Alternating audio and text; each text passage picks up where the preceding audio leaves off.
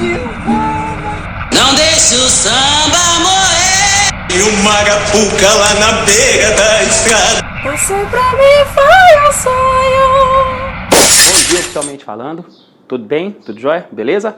Para quem me conhece, sou o professor Valdir Júnior. Para quem não me conhece, também sou o professor Valdir Júnior. E esse é o História Mal Cantada, o canal das paródias ruins com o objetivo nobre: realizar a revisão dos conteúdos trabalhados em nossas aulas de história. E a revisão de hoje é sobre o Egito Antigo. A música parodiada Vai Namorar Bobo, do Thiago Bravo. Eu passo o Réveillon em Jurerê e você na casa do sogro. Vai namorar bobo. Eu vou pro carnaval em Salvador e você em casar de novo. Vai namorar bobo. Acordo todo dia de ressaca e pra curar bebo de novo. Vai namorar bobo. E você dorme cedo todo dia e só tá ficando gordo. Vai namorar bobo. Então, essa aí foi a letra da música, né? Vocês viram? É uma poesia. O que é isso? É uma poesia. Thiago Brava, vai namorar bobo, né? É uma poesia isso. Pois bem, o conteúdo de hoje é em cima dessa música que eu tenho certeza que a grande maioria conhece aí. Vamos à paródia, sofram aí. O Egito é um grande império, o faraó domina tudo, ele é uma divindade, os hieróglifos registram tudo, registram tudo, mandou construir pirâmides para guardar os seus tesouros, se transformou em múmia para viver até depois de morto, O Egito é muito grande, é grande mesmo, conquistou muitas terras e também muito dinheiro. O Egito é poderoso, manda em tudo mesmo, e o rio Nilo é o seu parceiro.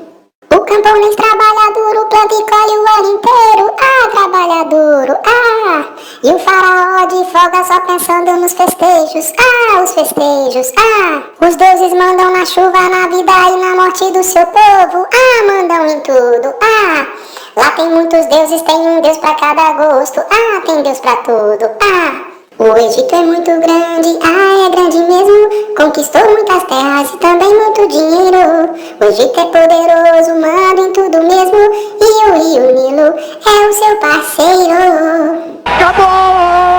Acabou!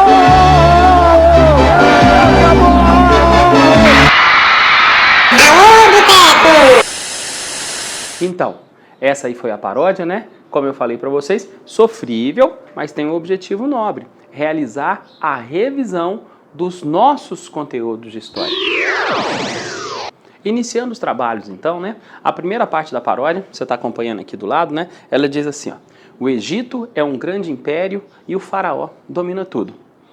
Tá, joia. Onde se desenvolveu esse grande império? Esse grande império se desenvolveu na região chamada de Crescente Fértil, que vocês estão acompanhando aqui na tela, né? Mais precisamente às margens do rio Nilo.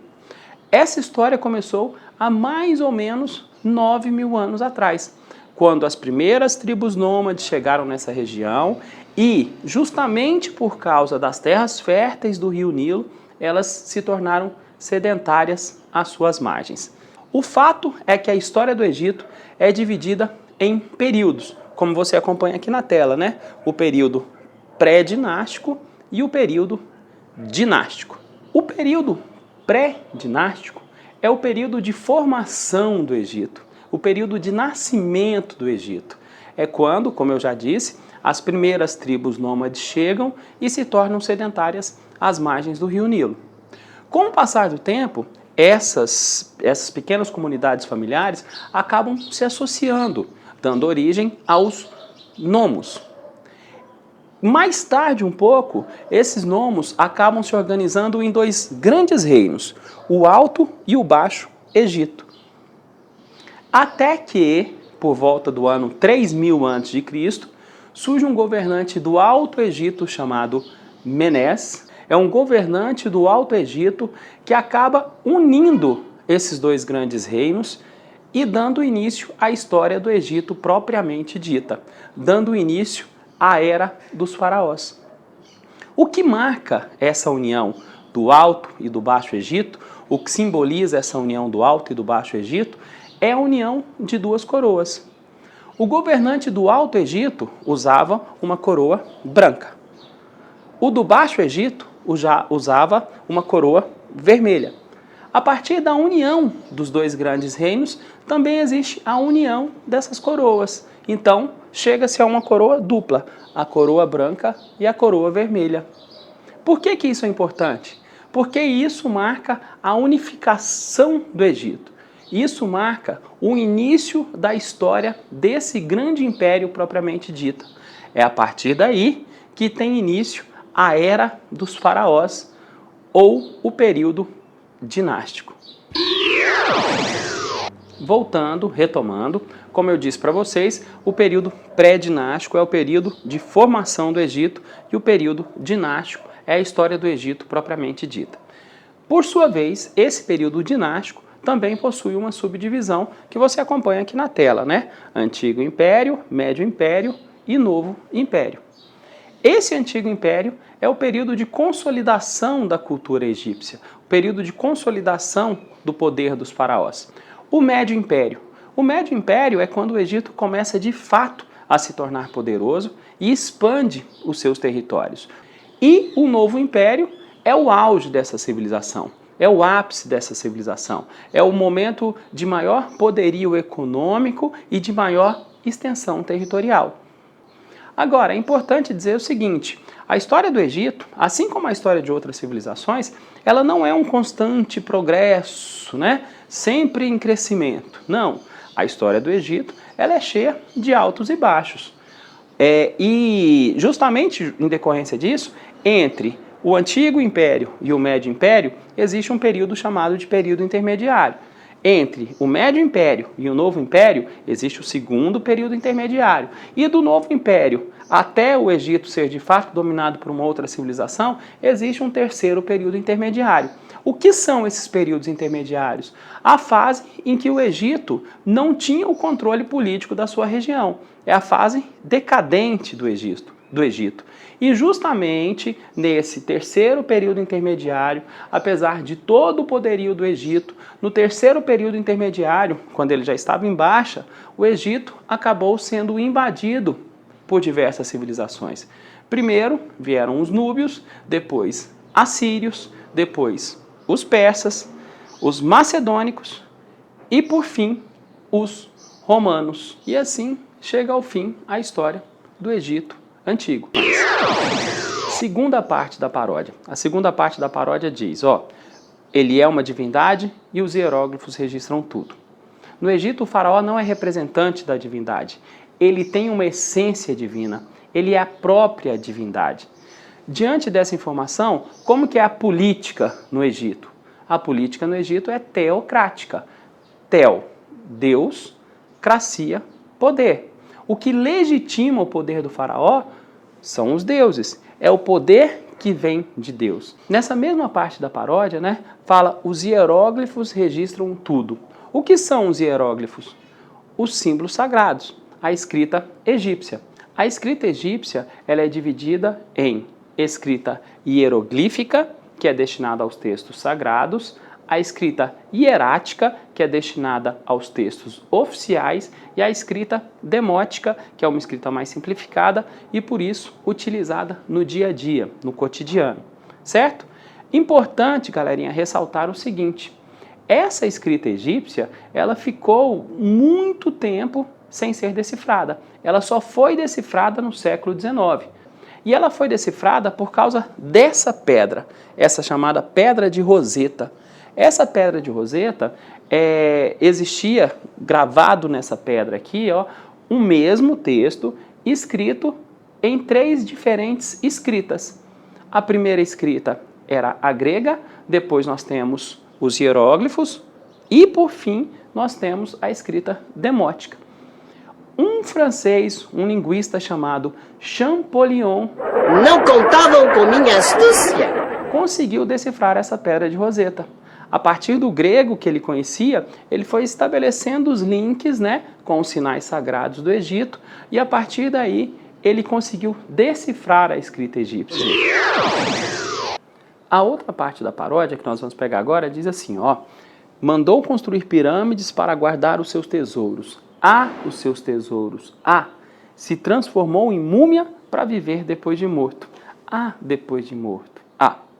Então, nesse trechinho, então, nós vamos falar sobre as pirâmides e a mumificação. Por que que os egípcios construíram as pirâmides? Para ser túmulo de Faraó. É importante dizer o seguinte: os egípcios eram extremamente religiosos e acreditavam numa vida após a morte e organizavam seu cotidiano tendo essa verdade como referência. Por isso, eles construíram as pirâmides. Por isso, os tesouros dos faraós eram enterrados nessas pirâmides, junto ao faraó, porque eles acreditavam que o faraó ia precisar desses tesouros na vida eterna. E por essa mesma razão, por acreditarem na vida eterna, é que eles desenvolveram esse complexo processo da mumificação, que tinha por objetivo preservar o corpo para que o faraó pudesse desfrutar da vida eterna. Continuando, então, vamos ao nosso refrão, né? O nosso refrão diz assim: o Egito é muito grande, é grande mesmo, conquistou muitas terras e também muito dinheiro. O Egito é poderoso, manda em tudo mesmo, e o Rio Nilo é o seu parceiro. Preste atenção nessa frase: e o Rio Nilo é o seu parceiro. Tem uma frase parecida com essa, dita por Heródoto, que é considerado o primeiro historiador da humanidade, e Heródoto fala o seguinte: o Egito é uma dádiva do Nilo. O que isso quer dizer? Isso quer dizer que sem o Rio Nilo, o Egito não seria o Egito, não teria alcançado todo esse apogeu e todo esse esplendor.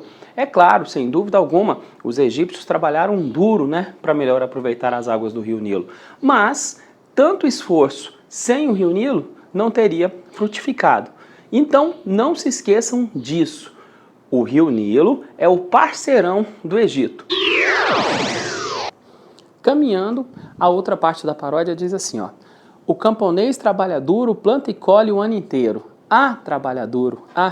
Enquanto isso, o faraó de folga, só pensando nos festejos. Aproveitar essa parte da paródia, esse trecho, para falar sobre a pirâmide social, sobre os grupos sociais existentes nesse Egito antigo. Acompanha aqui na imagem, né? No topo nós temos o faraó, logo abaixo nós temos os nobres e os sacerdotes, depois nós temos os soldados, os escribas. Quem são os escribas? Os caras que sabiam escrever no Egito. Como a gente disse anteriormente, a escrita no Egito era extremamente complexa. Então esses são os caras que sabem escrever, são importantes na história do Egito. Por que que os egípcios inventaram a escrita? Melhor, por que que a humanidade inventou a escrita? Você quer saber? Clica nesse linkzinho aqui, ó. A mesma videoaula sobre os povos da Mesopotâmia também vai tratar sobre esse assunto. Mas voltando então, depois dos escribas, nós temos os comerciantes, artesãos, camponeses e os escravos. Os egiptólogos ressaltam o seguinte: quem trabalha duro no Egito Antigo é o camponês. O camponês é o cara que trabalha duro no Egito Antigo. E ele também constitui a maior parcela da população. Cerca de 80% da população egípcia é composta pelos camponeses, certo? E ao contrário do que pensa o senso comum, as pirâmides não foram construídas por escravos. Os egiptólogos dizem que quem participou da construção das pirâmides foram homens livres, que recebiam pelo seu trabalho e que se sentiam gratos por realizar aquela tarefa, né? Uma tarefa tão importante e que era feita diretamente para o faraó, para uma divindade. Lembra? Eu falei, o faraó tem uma essência divina. Último tópico. A última parte da paródia diz assim, ó: os deuses mandam na chuva, na vida e na morte do seu povo. Mandam em tudo. Lá tem muitos deuses, tem um deus para cada gosto. Então vamos falar aí sobre a religiosidade, né? Como está aí na paródia, os egípcios acreditavam em diversos deuses. Eles eram politeístas. E esses deuses, alguns deuses tinham forma humana, outros deuses tinham forma de animal e outros possuíam as duas formas juntas. Essa característica é uma característica chamada de antroposomórfica, quando existe essa fusão aí, parte de animal e parte humana. Agora, importante, eu disse que os egípcios eram politeístas. Entretanto, em um determinado período da história, houve um faraó chamado Amenófis, e esse cara propôs uma reforma religiosa. Ele propôs o culto a uma única divindade, ao deus Atom. Por que ele fez isso? Por que ele propôs esse culto a essa única divindade? Por ciúme dos sacerdotes. Como eu disse para vocês, né, como nós vimos na imagem, os sacerdotes ocupavam o segundo posto ali na pirâmide social. Eles eram influentes na sociedade egípcia, né? Eles cuidavam dos templos e a sociedade egípcia religiosa. Então, o faraó ficou com medo que o poder desses sacerdotes acabasse interferindo no seu poder. Por isso, ele propôs o culto a um único Deus, ao deus Atom. E ele, faraó, se declarou o único sacerdote desse Deus e passou a se chamar Akhenaton, algo semelhante com aquele que é útil ao deus Atom. Então, esse faraó propôs essa reforma religiosa. Ela vingou? Ela deu certo? Não, só enquanto ele estava vivo. Logo depois da sua morte, o culto aos diversos deuses, o culto ao politeísmo foi reestabelecido. Então, não se pode dizer que essa reforma deu certo. Caiu numa provinha de vestibular, caiu no Enem, falando sobre as características da religiosidade egípcia, não se esqueça, eles eram politeístas. Em um determinado momento da história, pontualmente, eles promoveram essa reforma religiosa, mas que não deu certo, que não vingou.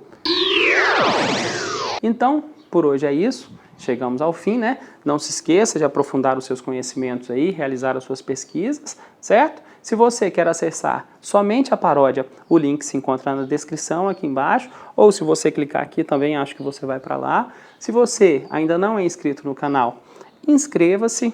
Se gostou do vídeo, deixe o seu joinha, certo? E lembre-se, estudar história é moleza, mais fácil que fazer miojo. Tem alguma dúvida? Quer estudar de uma maneira diferente? Visite o História Mal Cantada. Sou o professor Valdir Júnior, muito prazer, fui!